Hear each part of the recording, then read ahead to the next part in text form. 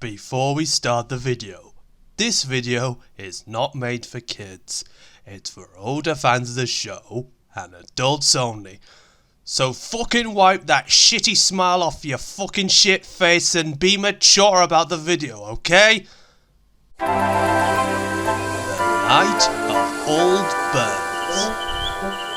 It was a frosty morning at Alsborough West. There was no snow, but there were small amounts from a previous snow event that were still there. The air was warm because Auld and Douglas were excited. It was Burns Night the next day, the birthday of Scotland's national poet, Robert Burns.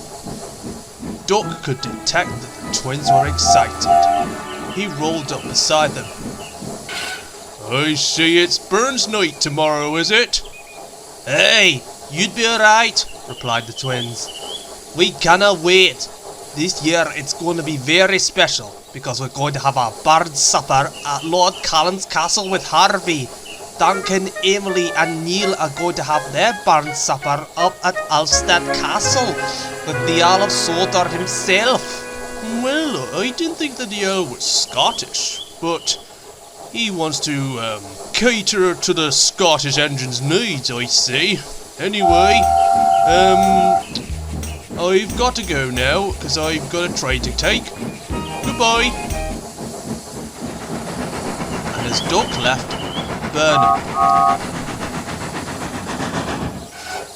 "I don't know if I've been living under a pile of coal or not, but what exactly is Burns Night?" asked Bernard. "Burns Night is an annual celebration for Scotland's national poet, Robbie Burns.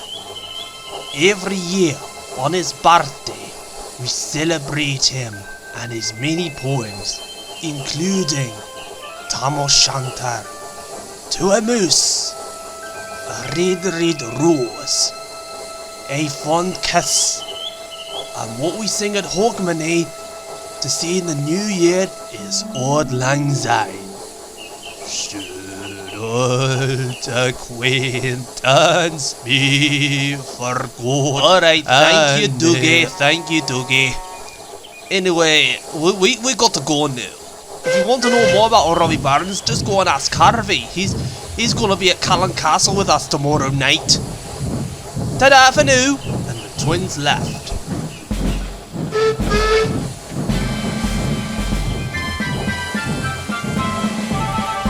"Right, I better go and ask him," thought Bernard. Harvey, who was working near the platform, was waiting for Bernard after he heard the twins. "So, what else is there to, Robert Burns and, Burns Night?" "Robert Burns," said Harvey, "is the national poet of Scotland, as Donald and Douglas told you.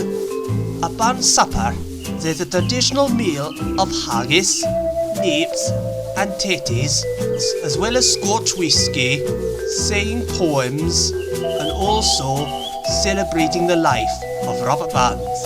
"And why does it occur tomorrow?"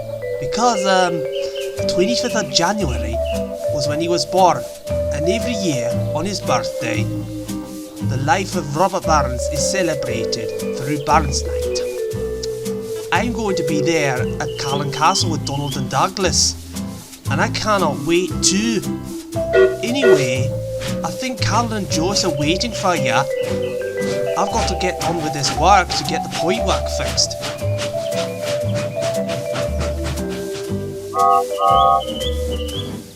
Later, a disgruntled bar worker who had been laid off was tired of Donald and Douglas's constant chatter about Burns Night. "Burns Night indeed. Just before that I got fired from my job. I'll show them what Burns Night really is." He began to devise a plan to get back at Donald and Douglas for driving him up the wall. The next day was of course the birthday of Robert Burns. Donald and Douglas were excited. The man, however, disguised himself as a railway worker and came towards Douglas.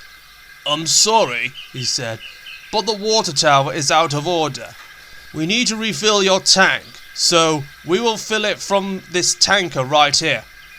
Eh? Said Douglas. I'm pretty sure that I've got plenty in my tank to make it to the next water tour. Well, it's a bit of a precautionary measure, said the man. Okay, I'll go with that. Better safe than sorry, as they say. The man snickered to himself, although Douglas didn't hear it. His tender was opened, and he was filled with the liquid.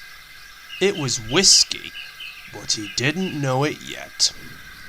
Douglas was about to go with his twin Donald to take a ballast train to Tidmouth.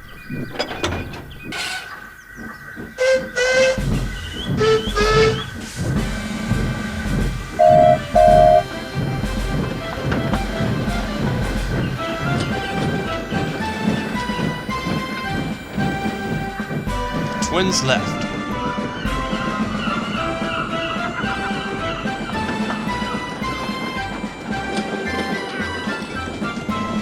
While they were en route, Douglas began to feel a bit strange.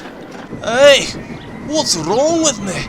I can't focus straight. Get your act together, Dougie, said Donald. Stop thinking about tonight and get on with the work. We celebrate at night. Hey, I know that, but I cannot make much steam. I don't know what's going on with me. Douglas's crew were concerned. Hey, this is not looking good.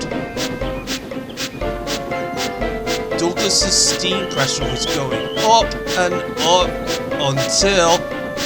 Oh, goodness me. Donald, stop! I can't go any farther. Donald was cross. Hey, what's wrong now, Dougie?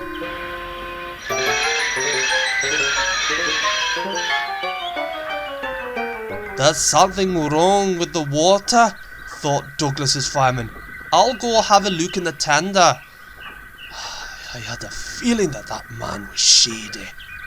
And when they did, all was revealed. Oh, hey! Your tender's full of whiskey, Dougie. Whiskey?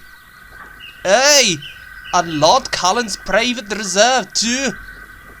Oh, I knew this was meant to be Barnes night, but I did not think I was meant to be drinking myself.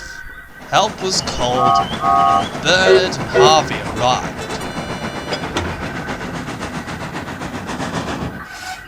You know, said Bernard, I had a feeling that man who said that the water tower was broken was shady. I'd seen him on the platform yesterday, talking about whiskey and all that stuff. And what's more, said Harvey, Lord Callan said that several vats of his whiskey were stolen last night, so it was pretty much him. Anyway, the good news is that he was arrested and he's remanded in custody. Douglas just sighed. His fire had been dropped to prevent any more damage. Bernard and Harvey helped Donald pull his twin towards Tidmouth.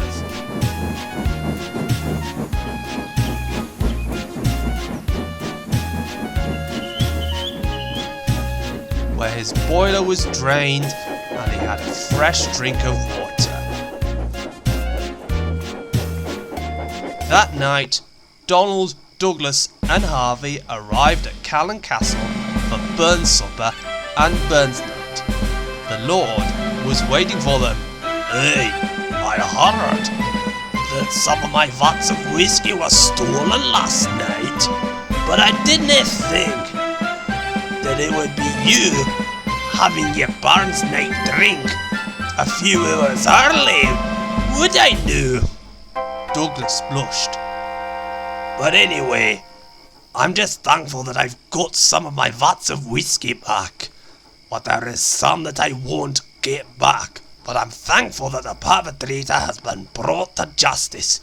True Scottish justice, or should I say Sadrian. Anyway, let's raise our glass to Robbie Barnes, our national poet. Okay, said the Scottish engines. Douglas felt a lot better and began to enjoy the Burns Night celebrations.